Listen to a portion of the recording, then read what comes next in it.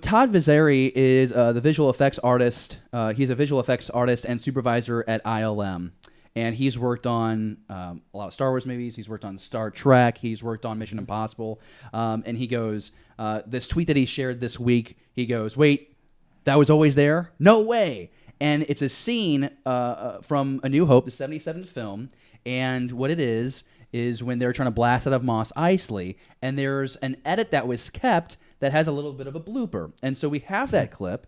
And let's go ahead and play it right now. Let's see if we can catch it at home. All right, so we're in the cockpit, right? And we're going to go to, we're going to blast out of Mos Eisley here. Oh, that's the first one. It's on loop. Oh, that's on loop. Okay, There's definitely somebody walking in the background. Yeah, there's someone walking in the background. I guess it wasn't queued up, but we had like the full scene to show you. Maybe the slide before that, Jordan? There we go. So here's the full scene. Yeah, we're getting on the Millennium Falcon. We're going to take off. Probably getting close to copyright infringement. And then we blast out of here. And then, oh, what was that? All right, now let's go to the next video.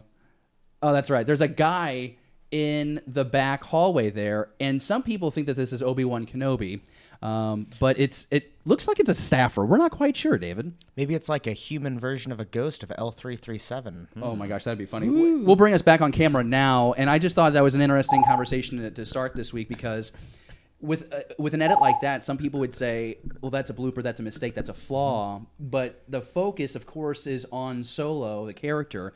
And so a lot of people don't mention, like, I had never noticed that before watching the movie. And you've watched it like a good 150 times. I probably watched A New Hope over 1,000 times in my lifetime. My goodness. Like, I mean, religiously. I didn't know this was a a thing because, like, I've always noticed that, but I always just thought it was like maybe Luke or Obi-Wan just wandering around the Falcon or something. If you've watched that movie 1,000 times, that's 83 days of your life that you spent watching that movie. There's a good chance, yeah. It's probably why I know every line of that movie. Now, Pablo Hidalgo has actually got on Twitter and responded back to Todd, and he says that it is Alec Guinness, but he hasn't done a direct comparison. Like it's the tail end of him leaving the cockpit. They used whatever footage they could making the original movie. So I just think it's a really cool insight, and it's like how editors... Because like George Lucas was notorious for like directing in the edit room, like he kind of not so micromanaged, but he was there every step of the way. And what is priority? Okay, the focus is on Han Solo showing anxiety, trying to get out of the spaceport. Don't worry about what's going on in the back, and it just it's a pacing thing. And I just think it's funny. It doesn't ruin my experience at all. I just thought it was kind of a fun, not Easter egg that you can find in there. But Pablo actually, what were you going to say, David? Of all the things that Lucas changed in the remastered versions, it's surprising that some of these things stayed in there. Dude, that's an excellent point. Everybody, like when this started going on Twitter, everyone's asking that same question. It's like, you added like rat creatures as they cruise into Mos Eisley, but you're not going to take away the guy wrapped in green. We're not sure. Pablo Hidalgo actually had an example of his own, kind of like a spoof that you see in the movies. Remember the Sandcrawler sequence where they pull up to the Skywalker residence, the homestead, the Lars homestead? Yep. And there's all these Ewoks, not Ewoks. Yeah, I did it. Jawas.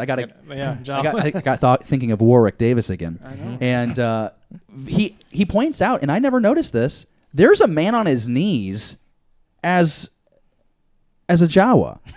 Like, there's his full arm right there on the right side of your screen. You can see, like, his hand is right there. And you never notice that when the video is at full speed when you're just watching the movie. But who really takes the time to go slide by slide on these things? Trolls, man. Trolls. They're the plague. That was the weird Jawa who ate his Wheaties every day or something, like growth spurt. I thought it was interesting. If you know, are there any other kind of, like, goofs in the Star Wars that we know? Yeah, I can actually think of two. Okay, real quick. What they are may they? have fixed Empire, the one in Empire, but it's the carbon freezing scene.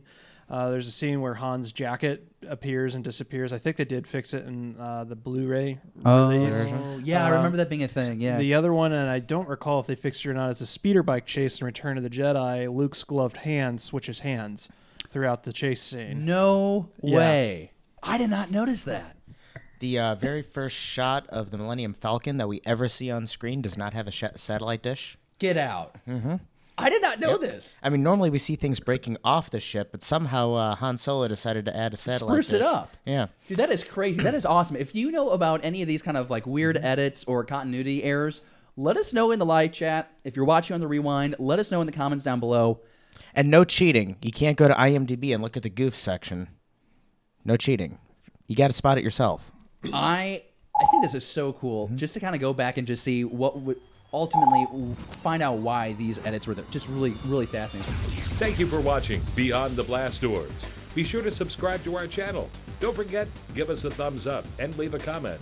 Beyond the Blast Doors, a Star Wars conversation.